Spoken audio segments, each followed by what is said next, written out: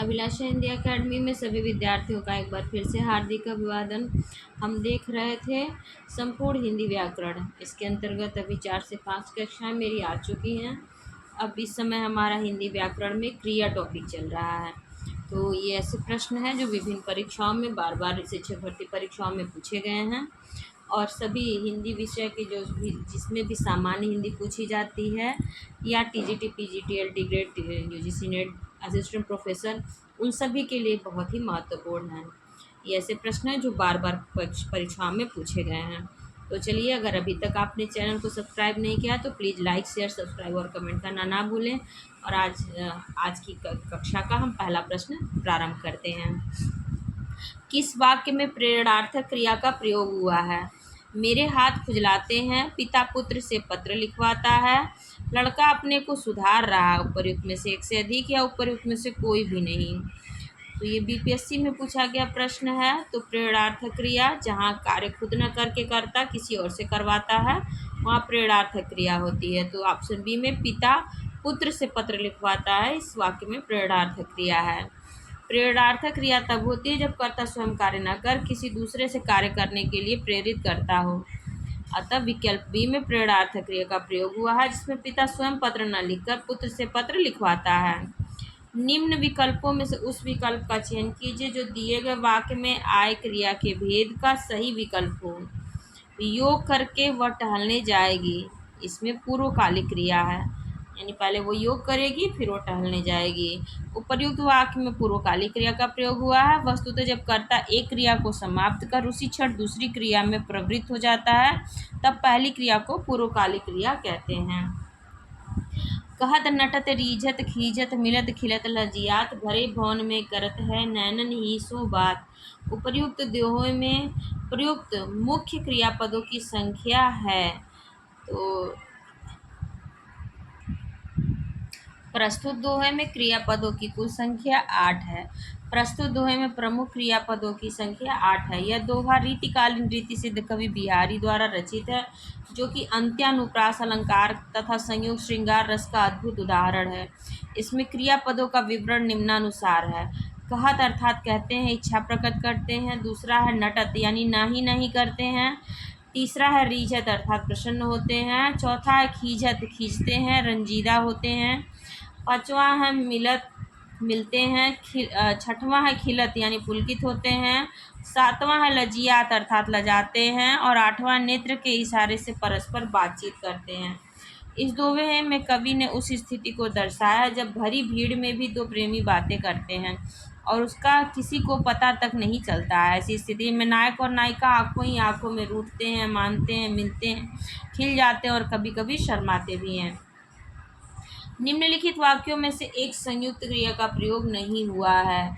इसमें मैं अपने घर में रहूँगा में संयुक्त क्रिया का प्रयोग नहीं हुआ है। जबकि मेरे हाथ से गिलास गिरा और टूट गया। स्वस्थ होना है तो तुमको दवा पीनी पड़ेगी और लड़का प्रसन्न होकर चलता बना में संयुक्त क्रियाएं हैं। जो क्रिया दो या दो से अधिक धातुओं के मेल से बनती है उसे संयुक्त क्रिया कहते हैं। संयुक्त क्रिया में प्रायः पहली क्रिया प्रधान होती है और दूसरी उसके अर्थ में विशेषता उत्पन्न करती है। विकल्प बी में संयुक्त क्रिया का प्रयोग नहीं हुआ है। अन्य विकल्पों में संयुक्त क्रिया का प्रयोग हुआ है।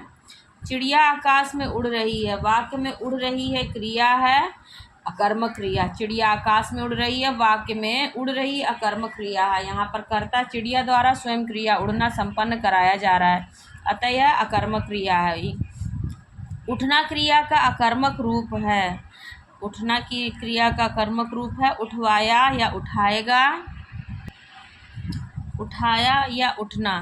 तो इसका उत्तर होगा डी अर्थात उठना। उठाना क्रिया का कर्मक रूप उठना है। दौड़ना, सोना, रोना, लजाना इत्यादि अकर्मक क्रिया है। निम्नलिखित में से एक अकर्मक क्रिया है। इसमें से डी अर्थात रोना अकर्मक क्रिया, जबकि काटना, बोना और धोना ये सकर्मक क्रियाएं हैं। निम्न वाक्य में कोष्ठक में दिए गए पद के परिचय वाला सही विकल्प है क्रिया अपने गांव की मिट्टी छूने के लिए मैं तरस गया। ये क्रिया है। उपर्युक्त वाक्य का पद परिचय इस प्रकार: अपने गांव की मिट्टी छूने के लिए मैं तरस गया। अपने विशेषण है, गांव की विशेष्य है, मिट्टी द्रव्यवाचक संज्ञा है। छूने के लिए मैं तरस गया, ये तरस गया क्रिया है। मिट्टी, गांव की विशेष्य है और मिट्टी इसकी जातिवाचक संज्ञा है। निम्नलिखित वाक्यों में से एक में सकर्मक क्रिया का प्रयोग हुआ है, तो वो सकर्मक क्रिया लड़की सिल रही है। विकल्प डी में सकर्मक क्रिया है। मैं चला, वह नहाता है, लड़का सो रहा है, ये सब अकर्मक क्रिया है। सकर्मक क्रिया का प्रयोग हुआ है। अन्य विकल्पों में अकर्मक क्रिया का प्रयोग हुआ है। विकल्प डी अर्थात लड़की सिल रही है। सकर्मक क्रिया का उदाहरण है, सकर्मक क्रिया का उदाहरण पढ़ना है। पढ़ना सकर्मक क्रिया का उदाहरण है जिस क्रिया के व्यापार का संचालन तो करता है परंतु फल दूसरे पर पड़ता है, वहाँ सकर्मक क्रिया होती है। निम्नलिखित में से कौन सी सकर्मक क्रिया है? तो इसमें से उपर्युक्त में से एक से अधिक सकर्मक क्रिया, यानी कि खाना, कहना, दौड़ना में से एक से अधिक सकर्मक क्रिया, खाना, कहना आदि सकर्मक क्रियाएं हैं। वस्तुतः जब क्रिया के व्यापार का संचालन कर्ता द्वारा हो तथा उसका प्रभाव किसी दूसरे पर पड़े तो वह सकर्मक क्रिया होती है। निम्नलिखित में से कौन सी अकर्मक क्रिया है? तो सोना इसमें से अकर्मक क्रिया है, जबकि पढ़ना और लिखना सकर्मक क्रियाएं हैं। सोना, पढ़ना तथा लिखना में से सोना अकर्मक क्रिया है क्योंकि इसका प्रभाव स्वयं कर्ता पर ही पड़ रहा है। निम्न में से कौन सी प्रेरणार्थक क्रिया नहीं है? इसमें से सीखना ये प्रेरणार्थक क्रिया नहीं, जबकि लिटाना, बुलाना और जगाना ये प्रेरणार्थक क्रिया है। जहाँ कर्ता कार्य को स्वयं न करके किसी दूसरे को करने की प्रेरणा देता अथवा करवाता उसे प्रेरणार्थक क्रिया कहते हैं। इस क्रिया के दो भेद होते हैं, प्रथम प्रेरणार्थक क्रिया तथा द्वितीय प्रेरणार्थक क्रिया। लिटाना, बुलाना तथा जगाना प्रेरणार्थक क्रिया, जबकि सीखना मूल क्रिया। इसका प्रथम प्रेरणार्थक क्रिया सिखाना तथा द्वितीय प्रेरणार्थक क्रिया सिखवाना है। निम्न विकल्पों में से उस विकल्प का चयन कीजिए जो दिए गए वाक्य के अनुसार क्रिया पदबंध का उचित विकल्प है। तो यह है खोला जा सकता है। उपर्युक्त वाक्य में खोला जा सकता है वाक्यांश क्रियापद का उदाहरण है। वस्तुतः क्रियापद बंध अनेक क्रियापदों से मिलकर बनता है। जब कई क्रियाएं मिलकर एक क्रिया का पद का निर्माण करती हैं तो उसे क्रियापद बंध कहते हैं। अब हमारे सारे प्रश्न होंगे विशेषण एवं विशेष्य से। यह स्वादिष्ट फल है, वाक्य में स्वादिष्ट किस वर्ग का शब्द है? तो स्वादिष्ट इसमें से विशेषण है। यह स्वादिष्ट फल है, वाक्य में फल विशेष्य तथा स्वादिष्ट शब्द विशेषण है। विशेष्य की विशेषता बताने वाले शब्द को विशेषण कहा जाता है। संख्या में बस 11 बच्चे दौड़ रहे हैं, वाक्य में कौन सा पद संबंध है? तो इसमें विशेषण पद बंध है। संख्या में बस 11 बच्चे दौड़ रहे हैं, वाक्य में विशेषण पद बंध है। वाक्य में संज्ञा या सर्वनाम पदों की विशेषता, जब एक अकेला विशेषण पद बता रहा हो तब वह विशेषण पद कहलाएगा, परंतु जब यही कार्य विशेषणों के समूह या पद बंध द्वारा किया जाता है तो उस पद बंध को विशेषण पद बंध कहते हैं। राम की गाय बहुत काली है, वाक्य में काली शब्द है विशेषण। जिन शब्दों से संज्ञा के गुण, दशा, स्वभाव आदि लक्षित हों उसे गुणवाचक विशेषण कहते हैं। राम की गाय बहुत काली है, वाक्य में काली विशेषण है तथा बहुत प्रविशेषण है। प्रविशेषण विशेषण की विशेषता बताता है और यह विशेषण के पहले आता है। निम्न विकल्पों में से उस विकल्प का चयन कीजिए जो दिए गए वाक्य के अनुसार सही विशेषण पदबंध का विकल्प हो। तो इसमें से बहुत सुख ये विशेषण पदबंध। वृक्षों की घनी छांव में हमें बहुत सुख मिलता है, इसमें बहुत सुख विशेषण पदबंध है का विकल्प है। वृक्षों की घनी छांव में हमें बहुत सुख मिला, उपर्युक्त वाक्य में विशेषण पदबंध बहुत सुख है। वस्तुतः वस्तु संज्ञा सर्वनाम की विशेषता बताने वाले शब्दों को विशेषण कहा जाता है। सही युग्म है काले टोपी, सुनहरी पत्ता, दुबला पतला लड़का या उड़ता हुआ चिड़िया। तो दुबला पतला लड़का ये सही युग्म होगा।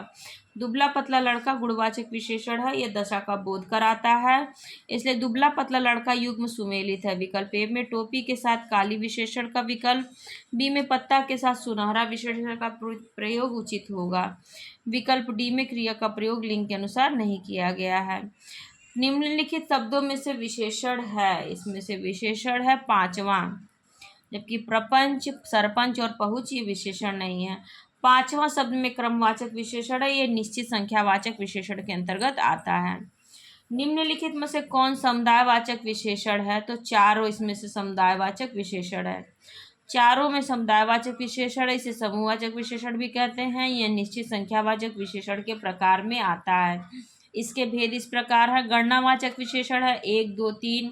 क्रमवाचक विशेषण है पहला, दूसरा, तीसरा। आवृत्तिवाचक विशेषण है दूना, तिगुना, चौगुना। समुदायवाचक विशेषण है दोनों, तीनों, चारों। और प्रत्येक बोधक विशेषण है प्रत्येक, हर एक। दूसरा लड़का कहाँ गया वाक्य में दूसरा किस प्रकार का विशेषण है? तो क्रमवाचक विशेषण है दूसरा। सब पेड़ में सब किस प्रकार की विशेषण है? तो ये सब अनिश्चित संख्यावाचक है। सब पेड़ में सब अनिश्चित संख्यावाचक विशेषण है, यहाँ संख्या निश्चित नहीं है। निम्न विकल्पों में से उस विकल्प का चयन कीजिए जो दिए गए वाक्य के अनुसार विशेषण के भेद का सही विकल्प हो। वो है गुणवाचक विशेषण। अभिमानी व्यक्ति का घमंड जरूर टूटता है, वाक्य में कोष्ठक युक्त शब्द अभिमानी में गुणवाचक विशेषण है। वस्तुतः भला, बुरा, उचित, अनुचित, सच्चा, झूठा, पापी, दुष्ट, शांत तथा सीधा इत्यादि शब्द गुणवाचक विशेषण हैं। उत्साह शब्द का विशेषण है उत्साहित। निम्नलिखित वाक्यों में से एक में विशेषण का प्रयोग नहीं हुआ है। तो बच्चों ने खाना खाया में विशेषण का प्रयोग नहीं हुआ है। विकल्प सी में विशेषण का प्रयोग नहीं हुआ। विकल्प ए में बहुत भूखे विशेषण विशेष के रूप में। विकल्प बी में गर्मा गर्म विशेषण के रूप में तथा विकल्प डी में और विशेषण के रूप में प्रयोग हुआ है। जबकि विकल्प सी में बच्चों ने खाना खाया में विशेषण का प्रयोग नहीं हुआ है। निम्नलिखित संज्ञा विशेषण जोड़ी में कौन सा सही नहीं है? तो इसमें से प्रांत प्रांतिक सही नहीं है, जबकि विश्व विशैला, आदि से आदिम और पिता से पैतृक ये सही है। प्रांत से प्रांतिक संज्ञा विशेषण जोड़ी सही नहीं है, इसका शुद्ध रूप प्रांत प्रांतीय है, अन्य युग्म सही है। निम्नलिखित में से परिमाण बोधक विशेषण है कम आमदनी। जिन विशेषण शब्दों से संज्ञा या सर्वनाम की मात्रा अथवा नाप तौल का बोध होता है वे परिमाण बोधक विशेषण कहलाते हैं। इसके दो भेद होते हैं, निश्चित परिमाण बोधक तथा अनिश्चित परिमाण बोधक। विकल्प डी में कम अनिश्चित परिमाण बोधक विशेषण का उदाहरण है। निम्नलिखित शब्दों में से एक विशेषण है आर्थिक। आर्थिक शब्द विशेषण है शैशव, माधुर्य तथा बचपन संज्ञा शब्द हैं। निम्नांकित वाक्यों में क्रिया विशेषण युक्त वाक्य कौन सा है? तो लड़का रोते रोते घर पहुंचा, ये क्रिया विशेषण युक्त वाक्य है। जो उपवाक्य क्रिया विशेषण की तरह प्रयोग व्यवहृत होते हैं उसे क्रिया विशेषण उपवाक्य कहते हैं। इसमें समय, स्थान, कारण, उद्देश्य, फल, अवस्था, मात्रा इत्यादि का बोध होता है। प्रस्तुत वाक्य लड़का रोते रोते घर पहुंचा में रोते रोते क्रिया विशेषण उपवाक्य है। पहले से बहुत धीरे बोलने वाला में कौन सा पदबंध है? इसमें क्रिया विशेषण पदबंध है। पहले से बहुत धीरे बोलने वाला में क्रिया विशेषण पदबंध है। क्रिया की विशेषता बताने वाले पद समूह क्रिया विशेषण पदबंध कहलाते हैं। नोट, पद एवं पदबंध में मुख्य अंतर यह है कि पद वाक्य में प्रयुक्त एक ही शब्द होता है, जबकि पदबंध कई शब्दों से बने एक वाक्यांश जैसा होता है। जहाँ न पहुँचे रवि वहाँ पहुँचे कवि में कौन सा उपवाक्य है? क्रिया विशेषण उपवाक्य है। जहाँ न पहुँचे रवि वहाँ पहुँचे कवि में क्रिया विशेषण उपवाक्य है। यह वाक्य क्रिया की विशेषता बता रहा है। किसी न किसी तरह में कौन सा पदबंध है? तो इसमें क्रिया विशेषण पदबंध है। किसी न किसी तरह में क्रिया विशेषण पदबंध है जो पदबंध क्रिया की विशेषता बताते हैं, अर्थात क्रिया विशेषण की भांति कार्य करते हैं, उन्हें क्रिया विशेषण पदबंध कहते हैं। इसके कुछ उदाहरण इस प्रकार हैं। जहाँ जहाँ वह जाता है मैं भी जाता हूँ। जब आंधी आई तब वे एक घर में छुप गए। रेखांकित अंश क्रिया विशेषण पदबंध हैं। जहाँ, जब आदि से प्रारंभ होने वाले पदबंध क्रिया विशेषण पदबंध होते हैं। विधान करने वाले शब्दों की विशेषता बतलाने वाला शब्द कहते हैं क्रिया विशेषण को। विधान करने वाले शब्दों की विशेषता बतलाने वाले शब्द को क्रिया विशेषण कहते हैं। निम्नलिखित वाक्य में कोष्ठक में दिए गए उपवाक्य का नाम है स्थानवाचक क्रिया विशेषण। जहाँ तुम रहते हो मैं भी वहीं रहता हूँ में स्थानवाचक क्रिया विशेषण है। जहाँ तुम रहते हो मैं भी वहीं रहता हूँ वाक्य में कोष्ठक युक्त पद स्थानवाचक क्रिया विशेषण उपवाक्य है। निम्नलिखित मिश्र वाक्यों में से कौन सा विशेषण उपवाक्य है? तो इसमें से लखनऊ जो उत्तर प्रदेश की राजधानी है, एक ऐतिहासिक नगर है। इसमें मिश्र विशेषण उपवाक्य है। जो आश्रित उपवाक्य विशेषण की तरह व्यवहृत हो उसे विशेषण उपवाक्य कहते हैं। इसमें जो, जैसा, जितना इत्यादि शब्दों का प्रयोग होता है। लखनऊ जो उत्तर प्रदेश की राजधानी है, एक ऐतिहासिक नगर है, में उत्तर प्रदेश की राजधानी है, आश्रित उपवाक्य विशेषण की तरह कार्य कर रहा है, इसलिए यह विशेषण उपवाक्य है। सीता की खोज के लिए हनुमान को अगाध सागर को पार करने के लिए पुल से नहीं, आकाश मार्ग से जाना पड़ा था। इसमें सागर, उपर्युक्त वाक्य में विशेष्य का चयन कीजिए। तो विशेष्य है इसमें सागर। उपर्युक्त वाक्य में सागर विशेष्य है और अगाध विशेषण के रूप में प्रयोग किया गया है। जिस शब्द की विशेषता बतलाई जाती है उसे विशेष्य तथा विशेषता बताने वाले शब्द को विशेषण कहते हैं। निम्नलिखित में से कौन सा शब्द विशेषण है? तो इसमें से सौतेला ये विशेषण है। सौतेला शब्द विशेषण है। एक पिता दो माता की संतानों का आपसी संबंध, दोनों पत्नियों के आपसी संबंध को सौतेला, सौत कहा जाता है। निम्न विकल्पों में से उस विकल्प का चयन कीजिए जो दिए गए वाक्य के अनुसार विशेषण के भेद का सही विकल्प हो। तो इसमें से परिमाणवाचक ये सही विकल्प का भेद है। उसके पास पहनने के लिए कुछ भी कपड़े नहीं है, वाक्य में कोष्ठक युक्त शब्द कुछ भी परिमाणवाचक, परिमाण बोधक विशेषण है जो अनिश्चित परिमाणवाचक के अंतर्गत आएगा। परिमाण बोधक विशेषण होता है अनिश्चित होता है बहुत पानी, सब दूध, पूरा आनंद। निश्चित होता है 2 सेर घी, 20 गज जमीन, 15 हाथ कपड़ा आदि। निम्न वाक्य में कोष्ठक में दिए गए पद के परिचय वाला विकल्प है, चुनिए। तो है वीर राम ने सब राक्षसों का वध कर दिया, में वीर शब्द विशेषण है। उपर्युक्त वाक्य में कोष्ठक युक्त शब्द अर्थात वीर विशेषण शब्द है जबकि राम विशेष्य है। निम्नलिखित में से कौन सा गुणवाचक विशेषण है? तो उपर्युक्त में से कोई भी नहीं, दूना, सब और कुछ दिया हुआ विकल्प, इनमें से कोई नहीं है।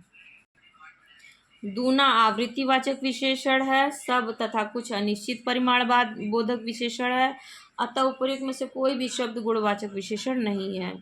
गुणवाचक विशेषण नहीं है इसमें से चौगुना। चौगुना आवृत्तिवाचक विशेषण है जो संख्यावाचक विशेषण का एक प्रकार है, जबकि पतला तथा घना गुणवाचक विशेषण शब्द हैं। गुणवाचक विशेषण कुछ इस प्रकार हैं, सच्चा, झूठा, चमकीला, धुंधला, अगला, पिछला, ताजा, चौकोर, लाल, काला, पीला, नीला, बैगनी, पापी, रोगी, उद्यमी, झूठा, सीधा और शांति, ये सब गुणवाचक विशेषण हैं। तो इस कक्षा को मैं यहीं पर विराम देती हूँ। अगली कक्षा हमारी वर्तनी से शुरू होगी, वर्तनी टॉपिक से। तो चलिए बिना देर के मतलब अब इसको विराम देते हैं। यदि पहली बार चैनल पर आए हैं या अभी तक चैनल को सब्सक्राइब नहीं किया तो प्लीज़ लाइक, शेयर, सब्सक्राइब और कमेंट करना ना भूलें। आप सभी का बहुत बहुत धन्यवाद।